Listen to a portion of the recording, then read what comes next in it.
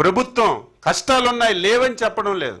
మాట్లాడితే పక్కన కర్ణాటకలో 16.5 కొనేస్తున్నారని, కేంద్ర ప్రభుత్వం కర్ణాటక జీవో ఇచ్చేసింది, ఆంధ్ర సాధించుకోలేదని తప్పుడు సమాచారం. టీవీ ఉంది, పేపర్ ఉంది, సోషల్ మీడియా ఉంది.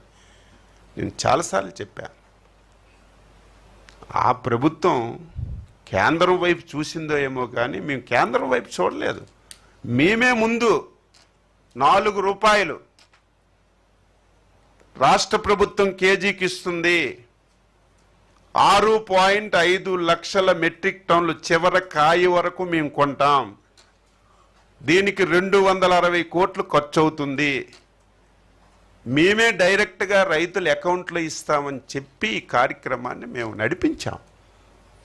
ఒకవేళ కేంద్ర ప్రభుత్వం కర్ణాటక లాంటి రాష్ట్రానికి ఇచ్చిన జీవో మనకిస్తే మాకు అయినటువంటి 260 కోట్ల రూపాయలు ఒక 130 కోట్లు రాష్ట్ర ప్రభుత్వానికి సేవింగ్ వస్తుంది తప్ప దీనివల్ల రైతుకి ఏమి నష్టం లేదు. ఈరోజు కర్ణాటక ఇచ్చిన జీవో కూడా ఇంప్లిమెంట్ చేయడం లేదు, వాళ్ళ దగ్గర డబ్బులు లేవు, చేయడం లేదు. ఇదే మామిడి తమిళనాడులో పండింది, కనీసం వాళ్ళు స్పందించలేదు. మనం రైతు కష్టాన్ని చూసి ఇబ్బంది చూసి ఈ కార్యక్రమం మనం చేస్తే దీన్ని రాజకీయ ముసుగులు ఎక్కడికి వెళ్ళినా చూడండి, ఆయన చేసిన మీ కార్యక్రమాలు మీరు రోజు చూపించాలి. ఇటువంటి దుర్మార్గుల్ని ఈ రాష్ట్రంలో ఉంచితే ఎంత నష్టం. మీకు ఉదయం నిన్న మా కేశవ్ గారు చెప్పారు,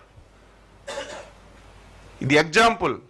తెల్లవారితో అందరూ మాట్లాడతారు, తెలుగుదేశం వచ్చింది, ఎన్డీఏ వచ్చింది, 6 మాసాలు సంవత్సరం అయింది, సూపర్ 6 అమలు చేయలేదని చెప్తారు. మేము ఎక్కడైనా డబ్బులు తెచ్చి సూపర్ 6 అమలు చేయడానికి ప్రయత్నం చేస్తే ఆ డబ్బులు రాకుండా అడ్డు పెడతారు. అంటే ఇది ఒక ప్లాన్డ్గా, ఇది కూడా అంతే. మామిడిది కూడా సేమ్, ఏమీ లేని ఇష్యూని కావాలని చేశారు.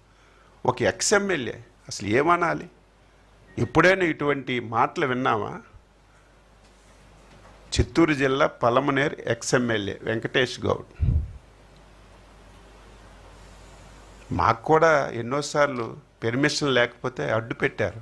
నాకు అడ్డు పెట్టి తీసుకెళ్ళి తెలిపారు, నీకు పెర్మిషన్ లేదు అయ్యా, నువ్వు ఆగంటే 5 సంవత్సరాలు ప్రాతినిధ్యం వహించినటువంటి ఒక ఎమ్మెల్యే ఒక డిఎస్పిని రఫా కోసియండి అని కార్యకర్తలకు రెచ్చగొడితే ఇంకా లా అండ్ ఆర్డర్ ఎక్కడుంటుంది? ఈ సమస్య ఎవరు లా అండ్ ఆర్డర్ కాపాడవలసిన వాళ్ళు ఎవరు? అచ్చెన్నాయుడు, సత్యప్రసాద్, మనోహర్ గారు కాదు. ఎవరు అధికారంలో ఉన్నా, ఎవరు రాష్ట్ర ప్రభుత్వాన్ని నడిపినా లా అండ్ ఆర్డర్ కంట్రోల్ చేయవలసింది, లా అండ్ ఆర్డర్ చూసుకోవాల్సింది పోలీస్ వ్యవస్థ.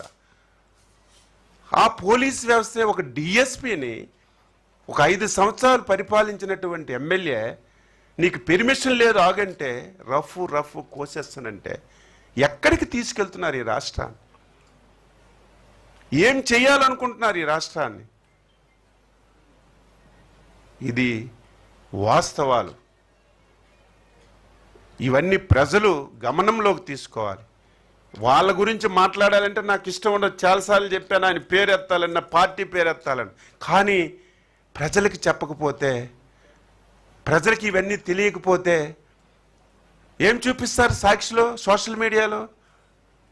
5 లోడ్లు మామిడి పళ్ళు రోడ్డు మీద, సినిమా సెట్టింగ్లో జగన్ కారుళ్ళు మట్టడం, అయ్యయ్యో రైతులు మామిడి పళ్ళు కొనడం లేదు, ప్రభుత్వం మోసం చేసింది అని చెప్తారు.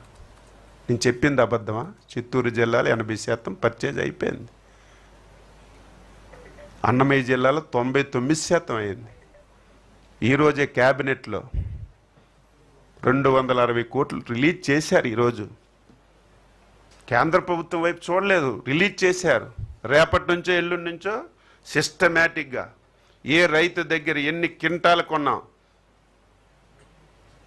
ఆ రైతుకి డైరెక్ట్గా మేము ఇచ్చిన 4 రూపాయలు రేపటి నుంచి డబ్బులు కూడా పడతాయి. ఇది ప్రజలు శ్రేయస్సు కోరిన ప్రభుత్వం.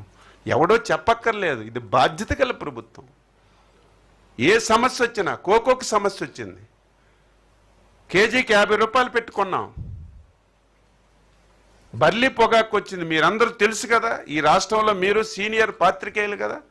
ఆంధ్రప్రదేశ్ చరిత్రలో ఈ పెద్ద మనిషి 5 సంవత్సరాలకి ఈ రాష్ట్రానికి ముఖ్యమంత్రి ఉన్నాడు కదా. చిత్తూరు జిల్లాలో మామిడి ఈరోజు నిన్న పండింది కాదు కదా, కొన్ని సంవత్సరాల నుంచి వస్తుంది కదా. నువ్వు సాక్షాత్ ఈ రాష్ట్రానికి ముఖ్యమంత్రి ఉన్నప్పుడు 2 రూపాయలకి కేజీ